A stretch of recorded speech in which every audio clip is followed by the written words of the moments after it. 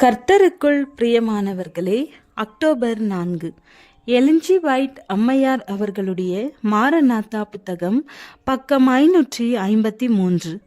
இன்றைய தியானத்திற்காக தெரிந்து கொள்ளப்பட்ட தலைப்பானது பூமி தத்தளிக்கிறது. வசனம் ஏசாயா 13வது அதிகாரம் வசனம் 13-14. இது நிமித்தம் சேனைகளின் கர்த்தருடைய உக்கிரத்தினால் அவருடைய கடுங்கோபத்தின் நாளிலே பூமி தன்னிடத்தை விட்டு நீங்கும்படி வானத்தை அதிர பண்ணுவேன். துரத்தப்பட்ட வெளிமானை போலும் யாரும் சேர்க்காத ஆட்டை போலும் இருப்பார்கள். அவரவர் தங்கள் ஜனத்தண்டைக்கு போக முகத்தை திருப்பி அவரவர் தங்கள் தேசத்துக்கு ஓடி போவார்கள். அடர்ந்த மேகங்கள் இன்னமும் வானத்தை மூடிக்கொண்டிருக்கின்றன. சூரியன் அவ்வப்போது வெளிப்படுகிறது. பார்வைக்கு அது யெகோவாவின் பழிவாங்கும் கண் போன்று தோற்றமளிக்கிறது. பூமியையே அக்கினி ஜுவாலையாக மாற்றுவது போன்ற கொடிய மின்னல்கள் வானங்களினின்று துள்ளி வருகின்றன. இடியின் பயங்கரமான குமுறலுக்கு மேலாக வெவ்வேறு விதமாக புரிந்து கொள்ளக்கூடாத அச்சந்தரும் குரல்கள் துன்மார்க்கிற்கு வரும் அழிவை அறிவிக்கின்றது. நடுவிலே அந்த சமயத்தில் கூறப்பட்ட வார்த்தைகளை எல்லாரும் புரிந்து கொள்ளவில்லை. ஆனால் பொய் போதகர்கள் அவைகளை தெளிவாக புரிந்து கொள்கிறார்கள்.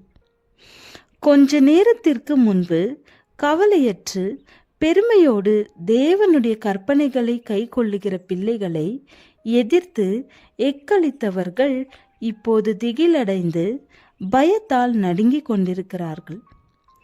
மூலகங்களால் ஏற்படும் சத்தங்களுக்கு மேல் அவர்களது புலம்பல் கேட்கப்படுகிறது. பிசாசுகளும் கிறிஸ்துவின் தெய்வீகத்தை ஆமோதித்து அவர் வல்லமைக்கு முன்பு நடுங்குகின்றன. மனிதர்களோ அஞ்சி அஞ்சி ஆதரவற்ற பயங்கரமான நிலையில் இரக்கத்திற்காக கெஞ்சி மன்றாடுகிறார்கள். மேகங்களின் நடுவிலே உண்டான ஒரு பிளவின் வழியாக சூழ்ந்திருக்கிற இருளுக்கு 4 பங்கு எதிரடையான வெளிச்சத்தோடு ஒரு நட்சத்திரம் பிரகாசிக்கிறது. விசுவாசிகளுக்கு நம்பிக்கையையும் சந்தோஷத்தையும் அது தந்தது. ஆனால் தேவனின் கற்பனைகளை மீறினவர்களுக்கோ அது உக்கிர கோபத்தையும் கொடுமையையும் காட்டியது.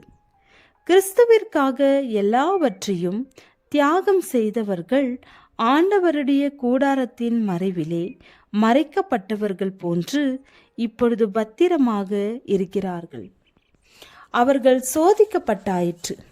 உலகத்தாருக்கு முன்பாகவும் சத்தியத்தை அவமதித்தவர்களுக்கு முன்பாகவும் தங்களுக்காக மரித்தவர்களுக்கு தங்களது உத்தமத்தை நிரூபித்து காண்பித்தார்கள்.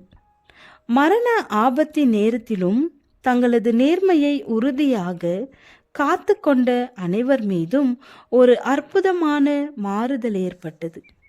காரிருளிலிருந்தும் பிசாசுகளாக மாறிய மனிதர்களின் கொடூர செய்களிலிருந்தும் திடீரென விடுதலையாக்கப்பட்டார்கள். இதுவரை வெளுத்து போய் வேதனையடைந்து சோர்வடைந்திருந்த முகங்கள் ஆச்சரியத்திலும் விசுவாசத்திலும் அன்பிலும் பிரகாசமடைந்தன. தேவன் நமக்கு அடைக்கலமும் பலனும் ஆபத்து காலத்தில் அனுகூலமான துணையுமானவர்.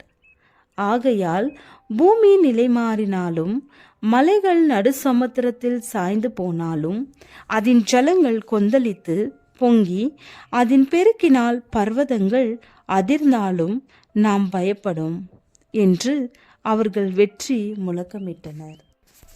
ஜெபம். கர்த்தாவே, ஜெபத்தின் மேன்மைக்காக உமக்கு ஸ்தோத்திரம். ஜெபத்தின் ஆசீர்வாதங்களை நிறைவாக அருளும். ஆமேன்.